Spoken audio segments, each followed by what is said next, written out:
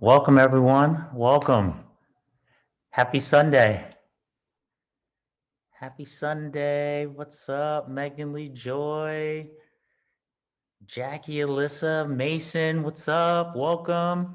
Beth, Seren, Rebecca, Julie. I'm taking a page out of Sid's book. I liked how she opened it up last week when she shouted everybody out. Mackenzie, welcome.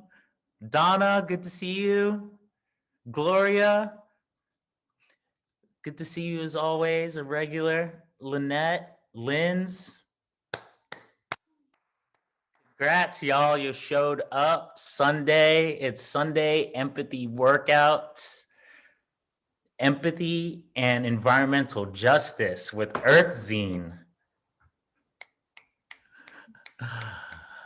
All right, y'all. Well, you know how we do. We like to start this off with engagement right off the top. You saw the warm-up question. The exact wording I don't have off the top of my head right now. Where do vintage clothing? Where does vintage clothing live? Should it be in museums?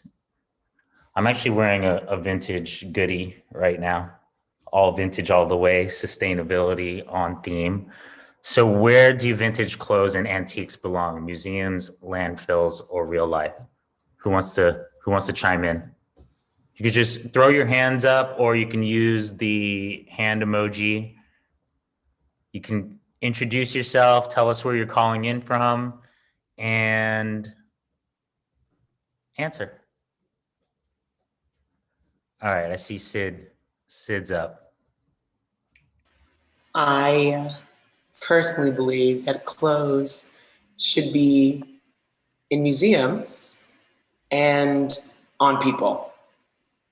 They don't belong in landfills. I think there's a way to share within our communities the things we don't need anymore. That's what I do. I give clothes away to people who are in need, or my friends, because they may also need clothes too. They may need a wardrobe change. Sometimes I take my friend's jackets because her jackets look better on me now than they did on her for the last 3 years. So, we gotta share in the energy. Is that a vintage piece you have on right now? This one I found in Florida, if anyone knows or watched MacGyver growing up. This shirt was on a mannequin and the store was empty. It was the only thing left. So I asked them if I could take the mannequin and the t-shirt, and they said I could.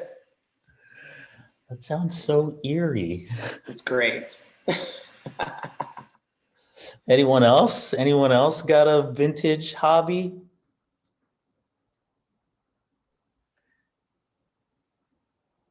Sophia? Hi, I'm Sophia. I'm coming in from Portland. I don't have the heart to get rid of those things, like my grandmother's dresses and things. So I'm trying to repurpose them into pillowcases and other artwork. I'm with Sid. I don't want to throw them away. They don't belong in the landfill. But maybe pieces of them. Do you repurpose that yourself? Or do you get help? Both. I mean, I watch a lot of YouTubes, actually. There's a lot of YouTubes about repurposing and, turning them into other things, like a purse. If you have a nice dress, you could turn it into a purse. So both. That's I get a really help. good tip. I haven't thought about going down a YouTube click hole of how to repurpose existing fabric pieces.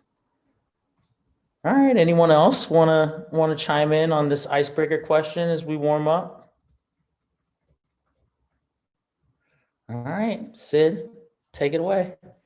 All right, where are my two environmentalists? All right, everyone say hello to Jacqueline and to Alyssa. Say hello, everybody. Hello. Hello. Yes, I love it. Okay, good. Thank you for joining us today, ladies. Super, super excited to have you here. before we start, let's just introduce everyone to who you are. If you can tell us a bit about yourself and why you're joining us today. Sure. So we are Alyssa and Jaqueline. We have been longtime friends. We recently, in August of last year, started Zine, which is a digital and print zine and zine community all about environmental justice and any type of climate justice creative work. We are both seniors in university right now. We go to different universities, but I'm studying business management and environmental sustainability. I'm studying environmental design. And yeah, we have our first issue that came out last year in December about connections within the environmentalism movement.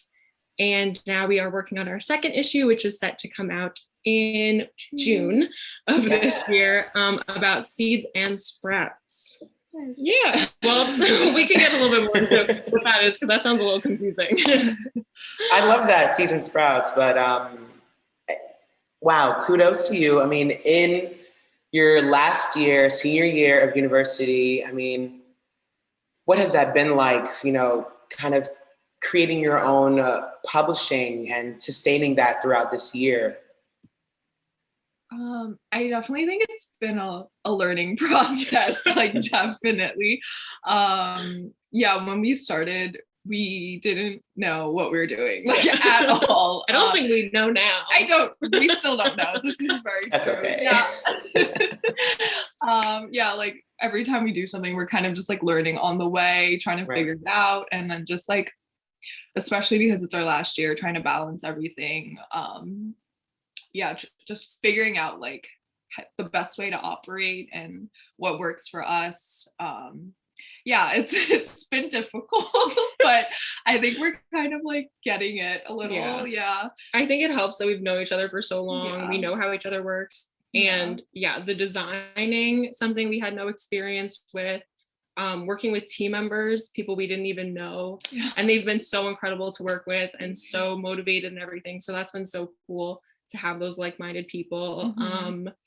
Everything. But seriously, with like school and everything, quarantine gave us a lot of time, which is also a reason why we kind of started it. We had so much free time and like that urge to do something with it and that passion for environmentalism we wanted to get into. And then balancing schoolwork and like what we're going to do after graduation and what even is Zine.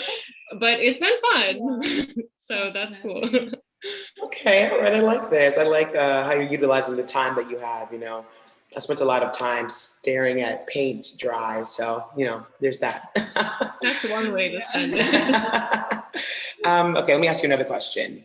What are some easy ways that you find, opening up dialogue within your communities surrounding environmental justice? I know a lot of people aren't necessarily familiar with engaging with that or trying to understand their place within the environment or trying to understand how they can help support it. So how do you create conversation around that? I think that really ties in with our first theme, connections, trying to kind of meet people where their passions already are and seeing how that ties in then.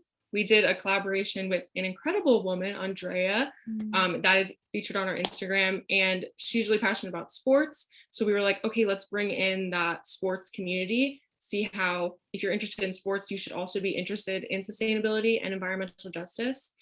But I also think health, something that like all humans have in common, something we all care about, health of humans, health of the planet, health of nature, biodiversity, but mostly people will care about human health. And that's something they maybe don't initially recognize how it could be so impactful. Right, just with everything going on. Yeah, you going to say something, Alyssa? We did an interview in the first issue with Anushka Baskar, and she's really passionate about the intersection of public health and the environment.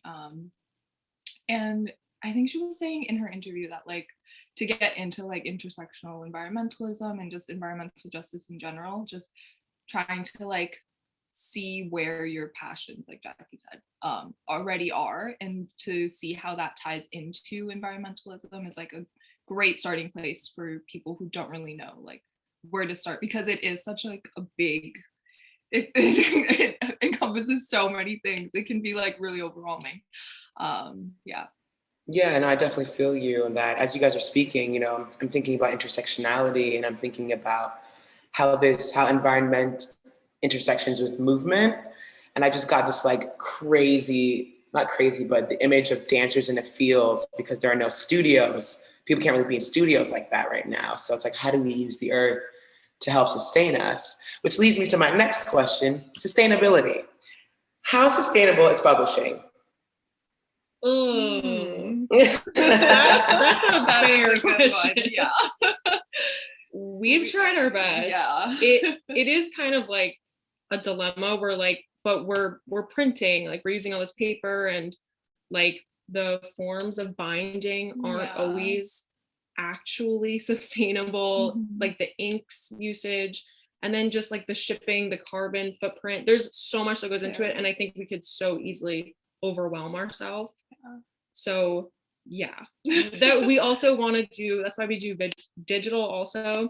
We could totally get into how like the digital footprint though, like the carbon footprint of digital storage. But I think for me personally, I've always thought like, but is it doing good still?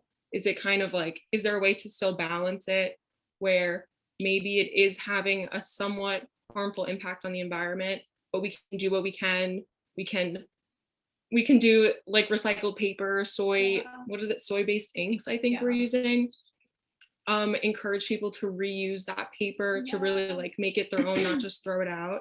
And then what is the like content of it? Like it is about environmental justice. So I think it's a good use of paper, at least in my opinion. But that's personally, what do you think? Yeah, I mean, I think we've just tried, like in every step along the way, we've kind of tried to do our best to not be so wasteful, like doing pre-orders to get like a better idea, like not to over order and then like have just like books like being wasted or thrown out. Just trying to find like sustainable ways to do things along the way. Yeah, I can imagine it's difficult just because, you know, the things that we have accessible to us, you know. I just recently found out about like dyeing. My friend dyes a bunch of clothes.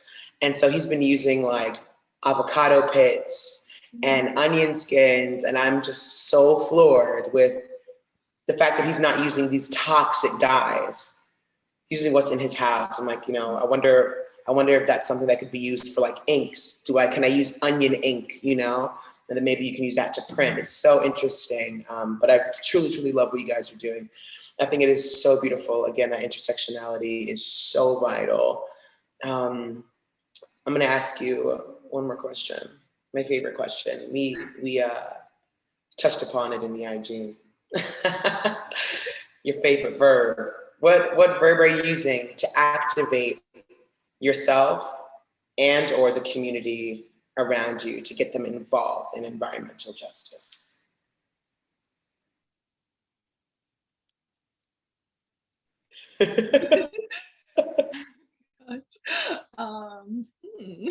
I'll give you one. I'll think of one for myself. Okay. I know I'm using, maybe I don't have one. Actually, I lied. You go ahead. I think I have one. This isn't like before, this is a verb. I think okay. My verb, for anyone who wasn't there during the warm-up, was not a verb. I wasn't sure if it was a verb. So I'm thinking now, mostly impacted by our current theme, seeds and sprouts, but also the beginning of spring, kind of getting into that summer, warmer environment, but also just thinking about anyone who's maybe stepping into environmental justice, kind of like we did only in August and July, really making that like first step last year. I think my verb will be to begin. I love that. I was like listening to you speak and I was like, awaken, arise. Oh, I love wow. it. Begin. That gives me more feelings. Maybe I like that. Awaken. Wow. It's yours. You got it. Thank you. How about you, Alyssa? I guess along kind of the same lines.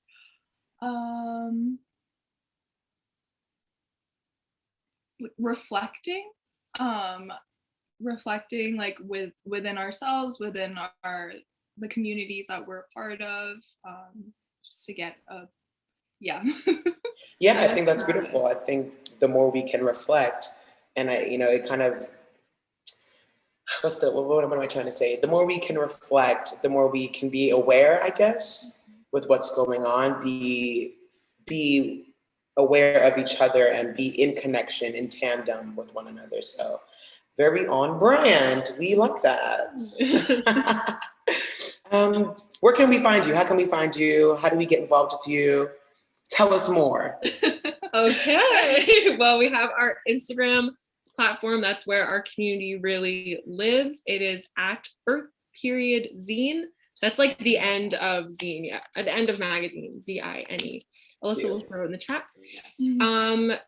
Through our link in our bio, we have our digital issue for IO1. That's a free digital issue. It's available on issue.com. So everyone has access to that. Anywhere else? Where do we exist? We do have a website. Oh yes, we have a website. We have a website. There you can find like some longer articles that we've posted. Just like an introduction about ourselves.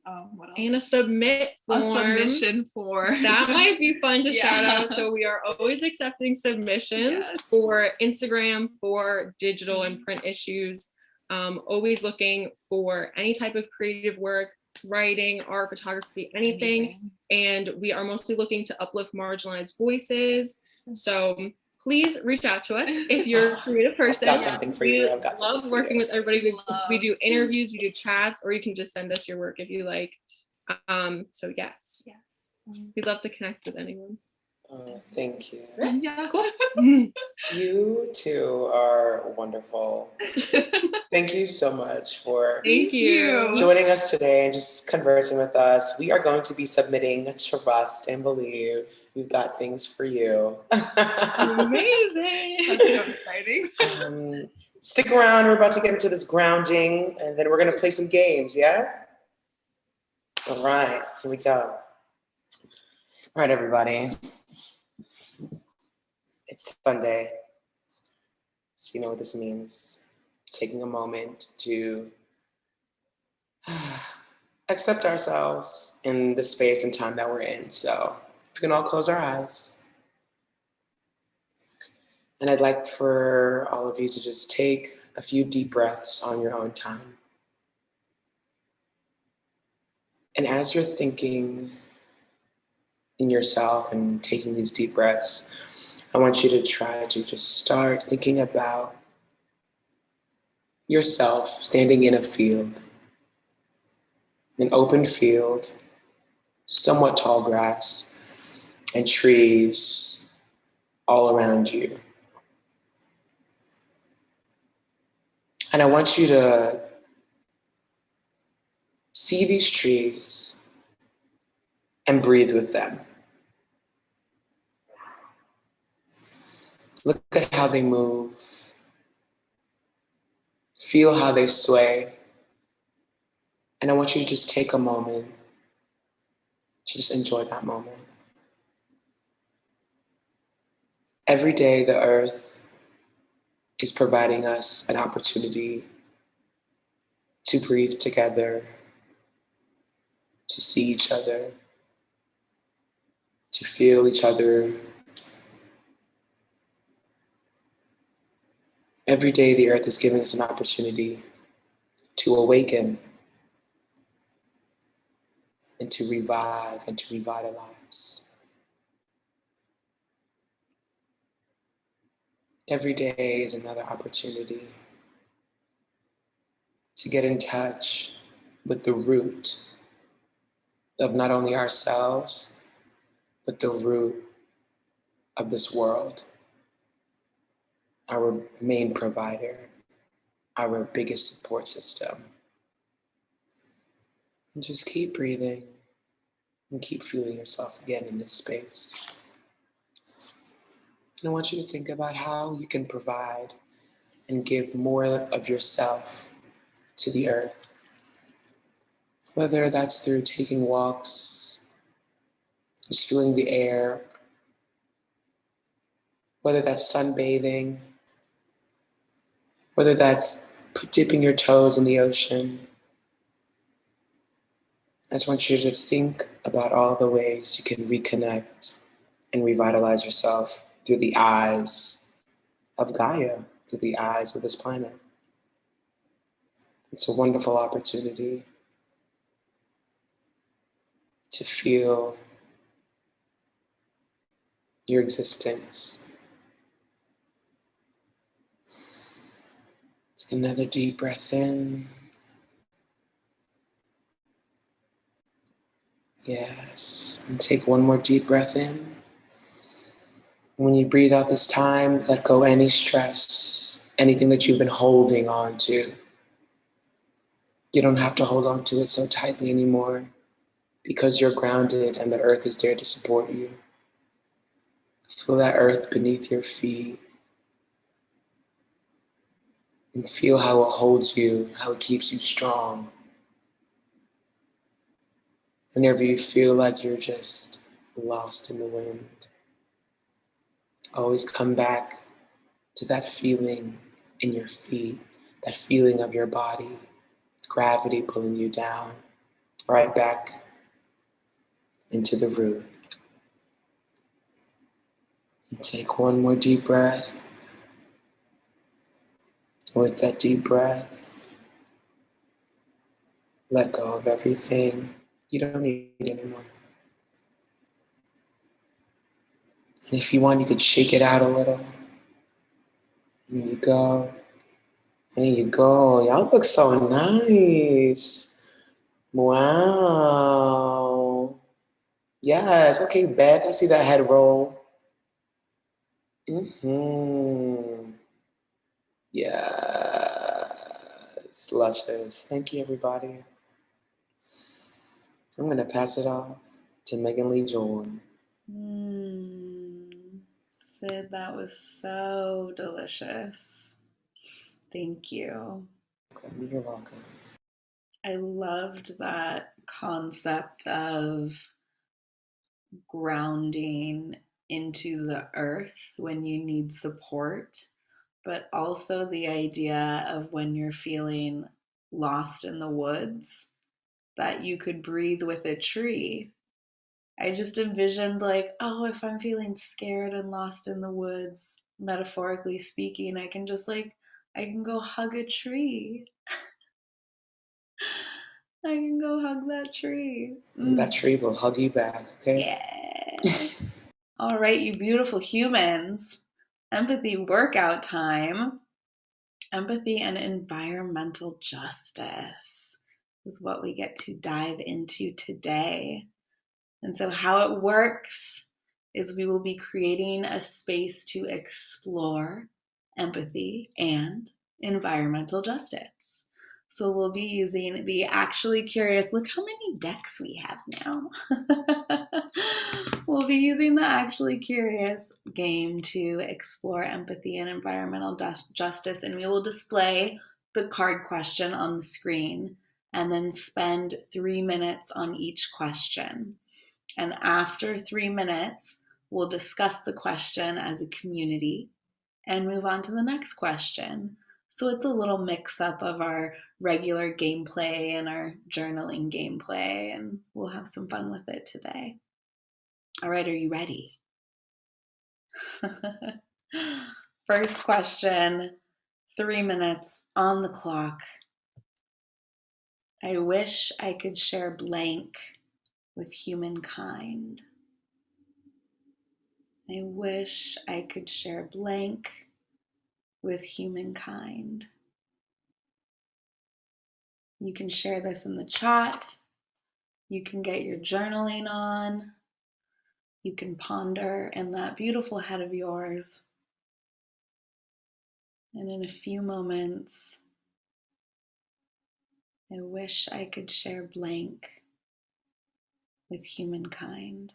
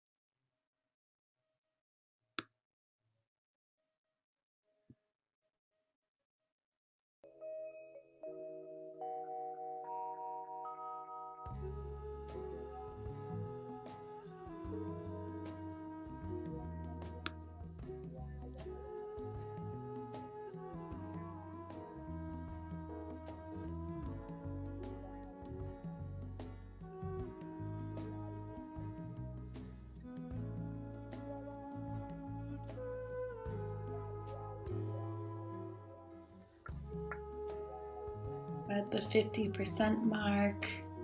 Keep those ideas flowing. I wish I could share blank with humankind. It can be more than one thing. Crazy.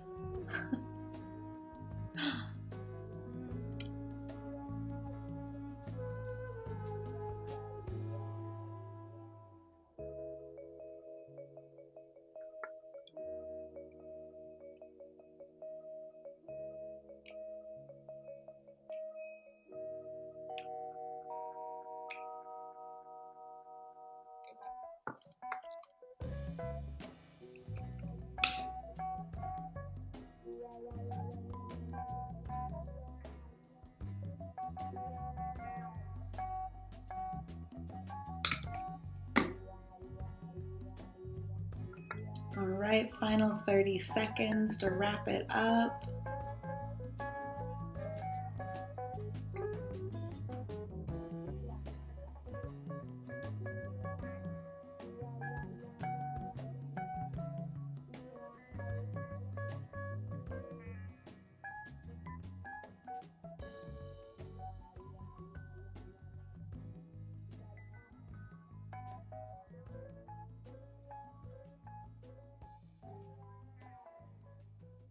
Alrighty. Who wants to share?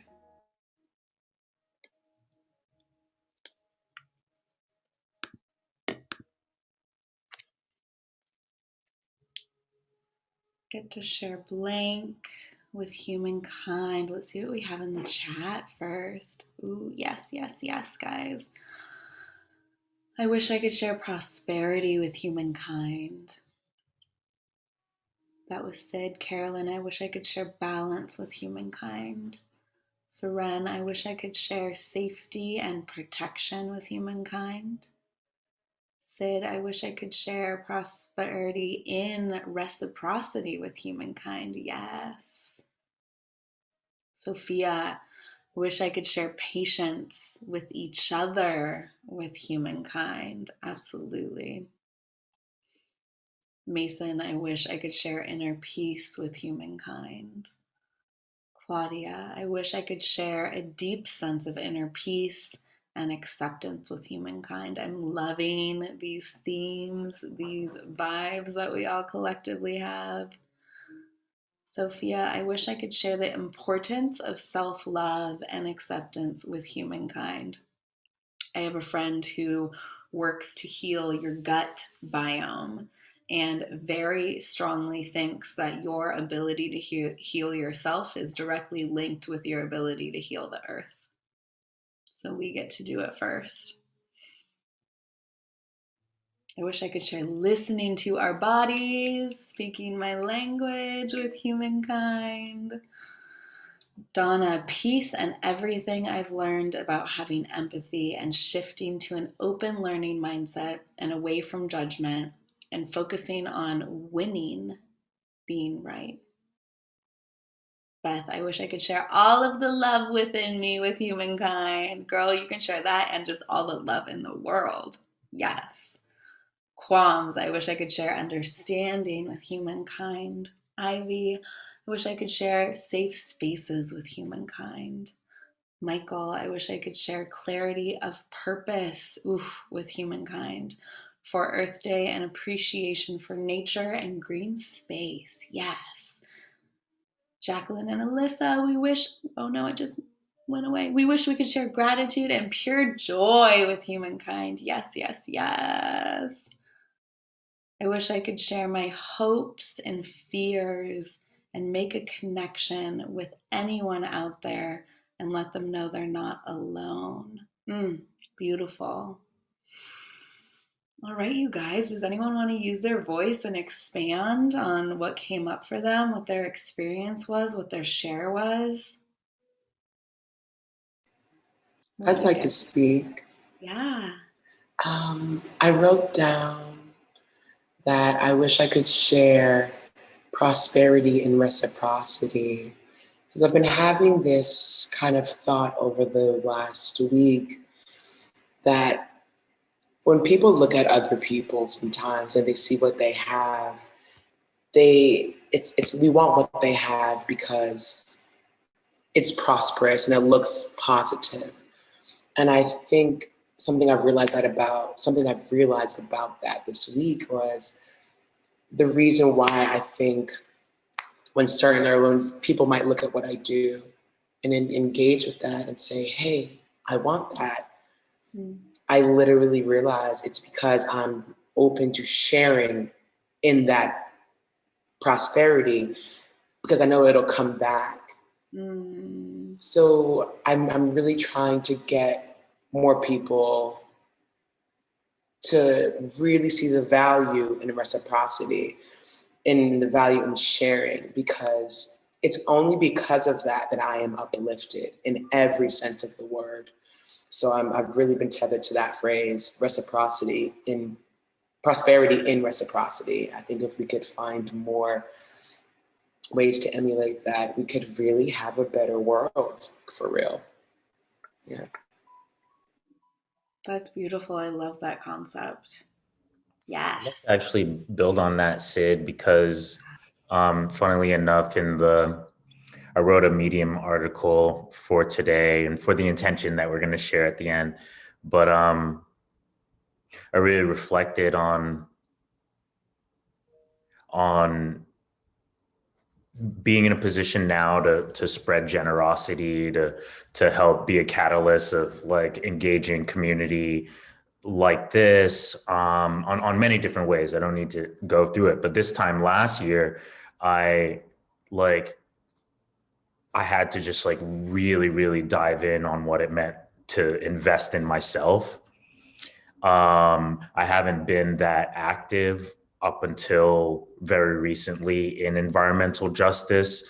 And in order to write about it, I had to confront a creative block, which I realized was because I have some shame around feeling in my integrity around environmental justice. And I've only very recently started turning my attention to it. And that's largely because of I just had bigger things I had to worry about. I had to survive. I had to like pay bills. I had to and so now I can kind of turn my attention to it. And it really just started with being extra generous to myself in order to create abundance and then work outward from there. So I don't know. There's something about what you shared made me think about my own process of just getting really clear about my purpose, and eventually, and not that long, in like a year, being in a place where I can turn my attention more actively to how I contribute to the environment, how I contribute to my community more often. And that really started with the gift that I want to share, which is like kind of a clarity of purpose. It's kind of what, we spoke briefly this week with Rabbi Karen and Kevin, and it reminded me about what she said in terms of, you can't really heal anyone else if you don't heal yourself first, but it's with that impetus of healing you and knowing that, okay, now I'm in a better place, that, okay, now I can really be effective and then make effective changes and provide more abundance in spaces where I couldn't before because I wasn't internally abundant. In order to be external, you got to be internal. And be internal, you got to be external. So. That's beautiful, you guys. Thank you. Does anyone have anything to build off of, or shall we move to the next? All right, let's do it. The next question is, drum roll please. What does activism mean to you? Do you consider yourself an activist?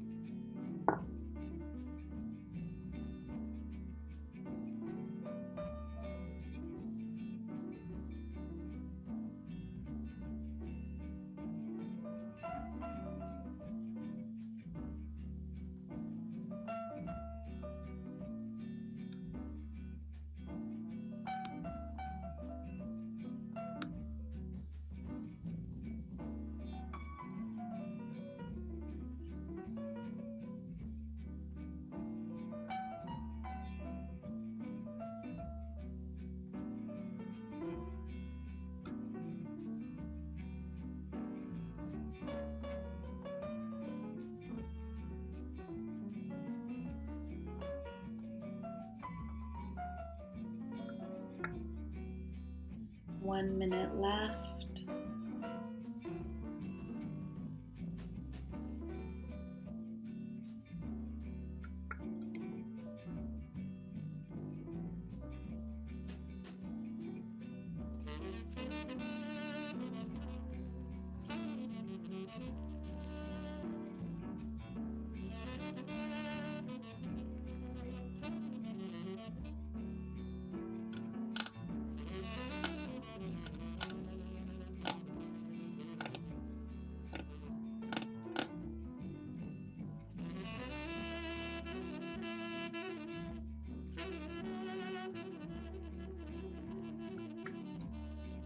All right, let's start wrapping up that thought. And then we can jump into some shares.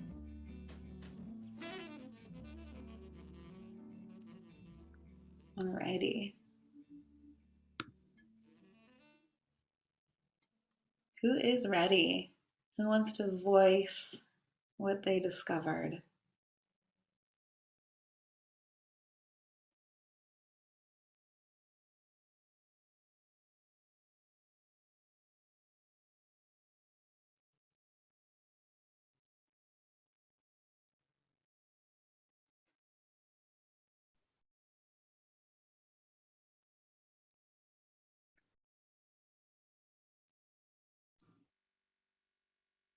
Go for it, girl. All right. So I wrote down that activism is plugging in to humankind and creating a more just community, which I think is kind of broad, but when I thought of the action of activism, it was almost like everyone like locked into place, like ready to roll, ready to fight. I love that. Teamwork, community. Sarah, do you want to go next? Yeah. So activism to me, it doesn't feel like something external, because I see something that's not aligned with my morals, or if I see something unjust, I feel like I don't have a choice to ignore it, or I feel like it's too like overwhelming for me to not use my, I don't know, it depends on the the situation, but to not use something that I don't know, but it's not an external thing. It feels like, yeah, it's not an external thing.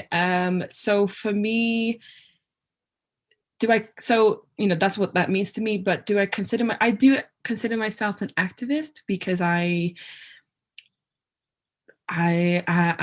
speak about things, I share things, I go to events and things like that, but I don't see it as something I've chosen. It's just something that I just am, the way that I am. I don't know, whatever I am, it's just a part of me. I can't. It's like asking. It's like saying, to change my personality. It's not something I wouldn't be able to do. So. I love that. It's an intrinsic compulsion, passion, humanity. Beautiful. All right, who else? I'm seeing some good shares in the chat, but if you want to use your voice to share them, I'm giving you that opportunity. So powerful. All right, ladies, go for it. I feel like we kind of were stumped by this at first, but for me, I think, and I was only just thinking this now during that lovely explanation, that I think to me, activism is a commitment.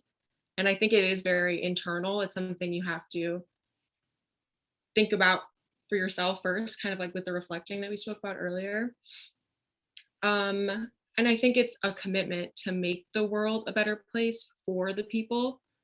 and for all people, and having that, I don't want to say commitment again, but having that, that constant, that daily choice to stay active and stay a part of it in the smallest of ways, in our conversations, in our actions, and what we are doing with our daily lives and stuff. But I think for me, it's hard to declare if I'm an activist.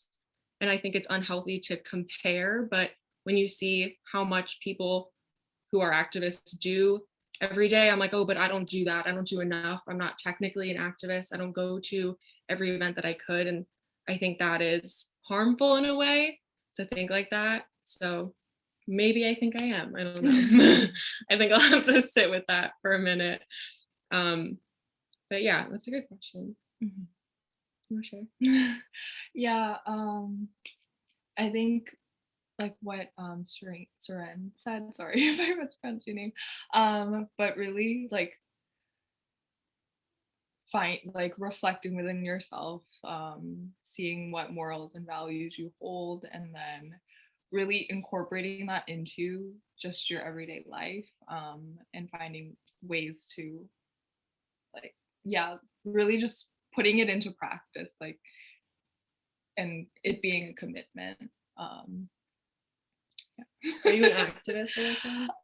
That is also a difficult question. I'm not sure. It doesn't feel like I have made such a big commitment to be an activist, I guess. So yeah, I'm not really sure. I do want to throw in something we spoke about also was, especially for younger generations, the conversation around, is social media activism actually activism? And our youth kind of watering down activism to just be, I'm going to share a post on my feed and that's all I'll do today and that's all I'll do for the month or whatever. It's a tough decision. It gets the conversation started, but also maybe it is too watered down. So something to think about. I love that, you guys. You brought up some really important points. I mean, we have everyday activism of just using it in our speech, in the conversations we have, which is so important. And I mean, I would argue that any activism is activism. Yes, there are levels. Yes, there are different commitments. But is it a way of being or is it a way of doing? And I don't necessarily have the answer for that, but it's something to ponder. And that everyone gets to claim whatever they feel in their bodies without comparing to anyone else. Oh, I love it. Thank you guys. Lynette, what is on your heart? Hi, everyone. It's my first time. I'm from San Francisco. I'm a preschool teacher, so I'm kind of about to piggyback on, I can't remember. Are you Jacqueline? Did I get that right? Who said younger generation? Well, I'm a preschool teacher and I work with young kids at 3 to 5 years old. And every day there's always some kind of conflict or situation where I actually have to talk about advocating for yourself and standing up for your friends. It's amazing what these kids internalize, given everything that we've gone through. I mean, I'm sure the TV's on, their parents are talking, adults are having adult conversations. They may not be a part of the conversation, but they are in the room, they feel the vibe, and they internalize things differently, and it comes out at school. So I hear things like, I don't want to play with them because they have brown skin. And this is 3 to 5 years old. And it hurts. It hurts me to see that come out of such a young age. And so we talk about all these different things. It's so hard to explain it to them for them to understand. but to teach them daily about how we're all different, but we're also the same. And to teach them the tools and the skills to either act alone or to act with others against these kinds of words and actions. I would like to say that that's kind of like my part in being an activist, I guess, like role modeling it. It happens every day, unfortunately. Whether or not it's a story that a child tells me that they're playing cops and they're trying to find the bad guy. And my job is to ask them questions. Well, what does the bad guy look like? And they'll tell me skin colors, and I'm, it happens. And these are things that I have to deal with every day. And that's why I actually signed up for this workshop as soon as I saw it. Yeah. And the fact that there's also environmental justice on board with this, I was really excited because we were talking about recycled art stuff in the classroom, asking kids to bring to school things that they have at home that they're about to throw away or recycle, and maybe we could possibly turn it into art. So when I saw this, I was like, oh my gosh, this is perfect. So anyways, I'm done. Sorry, talk too much. Lynette, that was perfect. Welcome to the community. Thank you. And you are absolutely an activist, teaching and shaping our youth is how we get to move forward in a way that supports everyone. So I acknowledge you for showing up and stepping up in that way, and I acknowledge you for being here. Thank you. And I'm going to move us on to the next question so we can get there. But you guys know that you can still share afterwards. All right. So, last but not least, is zero waste or sustainable consumption ableist? Why or why not?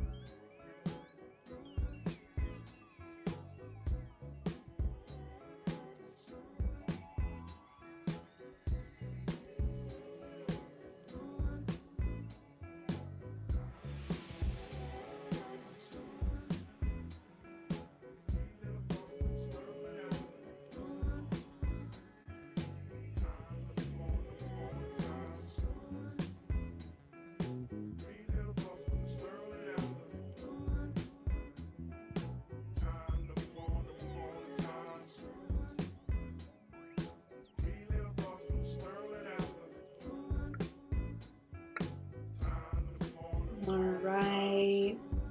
Finish your thoughts. Last 20 seconds. Yo, I'm with the paper plate and hold. Too many dreams, a paperweight took a toll. Food on the floor not to be wasted, or do what's being pasted and know that it's not a copy. I own the prize instead of gas prices. Lyrically wonder why I travel past the nicest. Born of a generation that don't generate patience and travel too fast for you to clock me. All right, you guys, who has a share on this?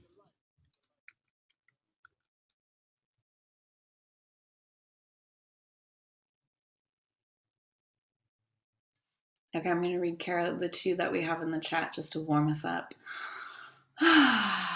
Carolyn says, I think it's definitely ableist. For one, not everyone has the privilege to think about the health and safety of our planet because they need to think about the health and safety of themselves first, or don't have access to education about that topic at all. Absolutely. Claudia, building on something Michael said earlier, it might not be possible to think about zero waste if you are fighting to survive or worrying about how to feed yourself or your family. It's all connected: political and racial and economic justice. Without one, we can't have it all, but it should be a goal for us as society. Yes. Beautiful. All right, you guys, let's open it up.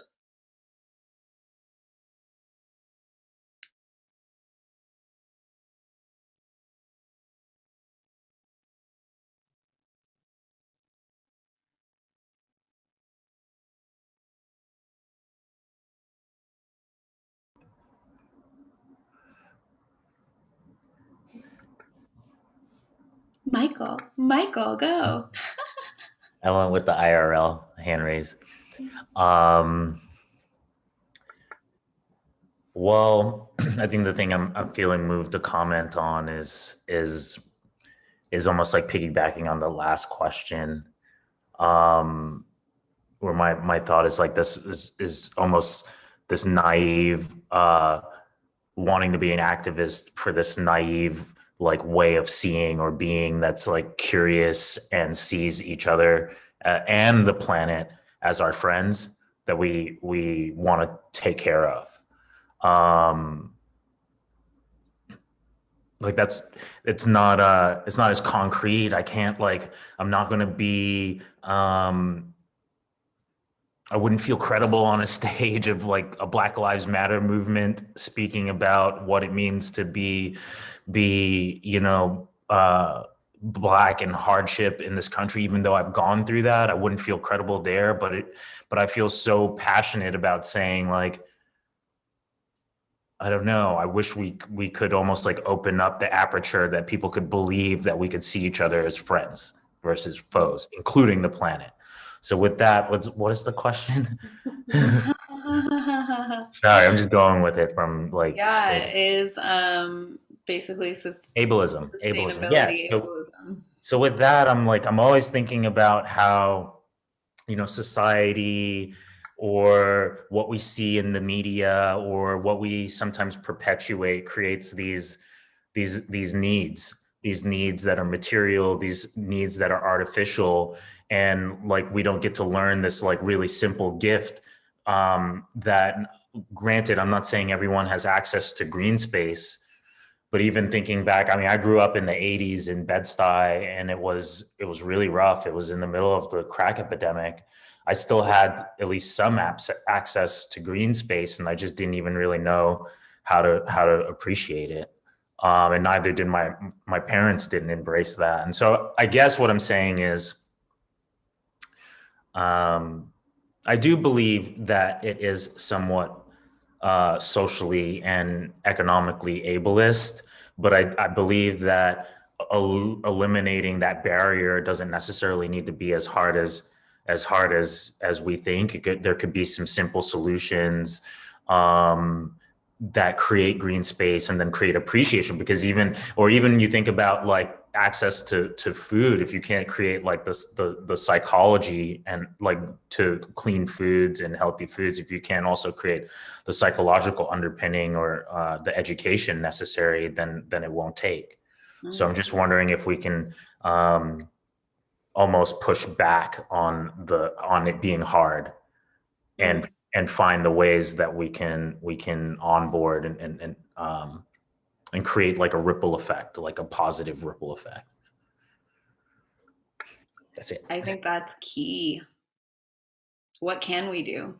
What are we able to do? How can it be? What if it were easy? What does that look like? And where do we get to go with it? Yeah, absolutely. Making it doable. All right, I'm going to do Mackenzie, and then we're going to maybe move to announcements.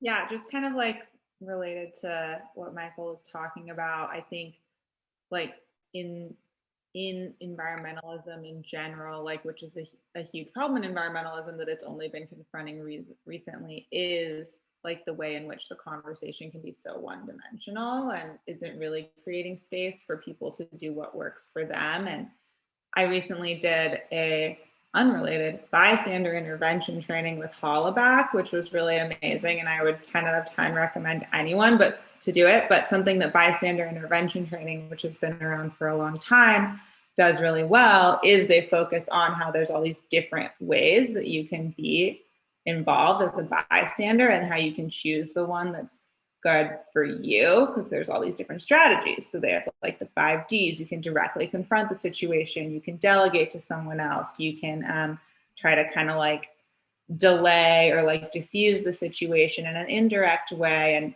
sort of like just inviting and being like inclusive of all the different ways that people can participate. And I think that's so important because as came up on the activism question, like it's maybe not like productive to have people like comparing themselves and feeling like I'm not doing enough, or like I'm not enough of an activist or enough of an environmentalist, and that can be so isolating. And instead just like having a culture of like being inclusive of everyone meeting people where they are, I guess, and being inclusive of how everyone can be involved. And I hope that that continues to be more of a focus of environmentalism going forward, and intersectionality and inclusivity as well. I love that. And what I'm hearing you say is just making it accessible, making it all accessible for everyone, for where you're at, for what you can do. I'm loving the shift in the possibility that we all created and moved towards. That makes me feel hopeful and excited. So with that, we get to jump into some announcements for the coming weeks. Well, but before we go into the announcements, I just want to add one little thing. This is my part. I've got a platform of 20 powerful leaders. Regardless of, I think this is the most powerful thing I can pass along with my platform, regardless of where you all are at. You probably know someone who has a 401k or has an investment. I'm trying to shift the focus off of it just being about like us as individuals and more onto the corporations, and letting people know we have individual sway on getting corporations to continue to shift. Like very recently, even coal industry has made pledges over the next 10 years to like shift into clean energy. So like things are moving. One big thing you could do, you got a mama, a papa, you got, your own 401k, you got whatever, like figure out, recommend that they move resources away from companies that invest in fossil fuels and in less sustainable ways of being, and hit them where the wallet's at. All right, that's my biggest tip, is move the money. And let's see, some announcements. So big things. So we're moving into Mental Health Awareness Month.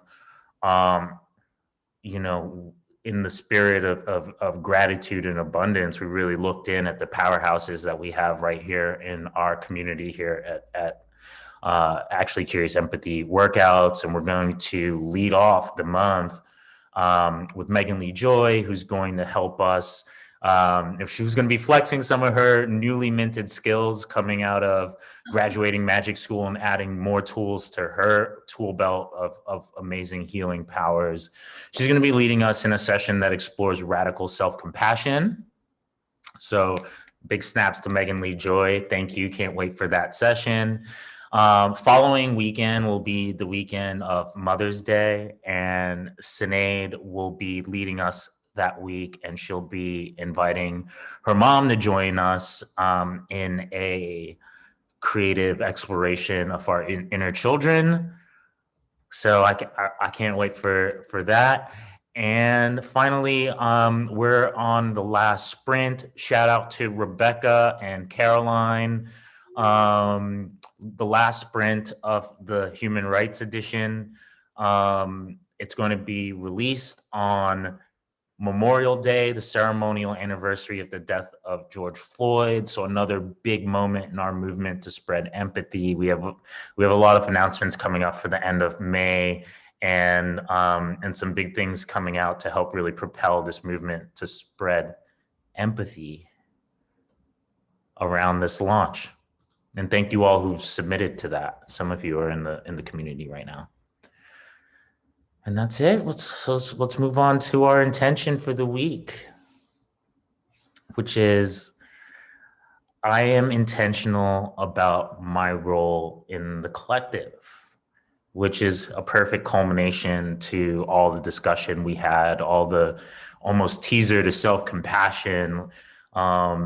We all have the capability to do, even in small ways, like through advocacy, through whatever we're capable of, to contribute to the collective. And it just starts with honoring ourselves and building out from there. Forget the comparison. And that brings us to the close of Empathy Workouts, y'all. Thank you for joining. We'll be back next Sunday with Megan Lee Joy.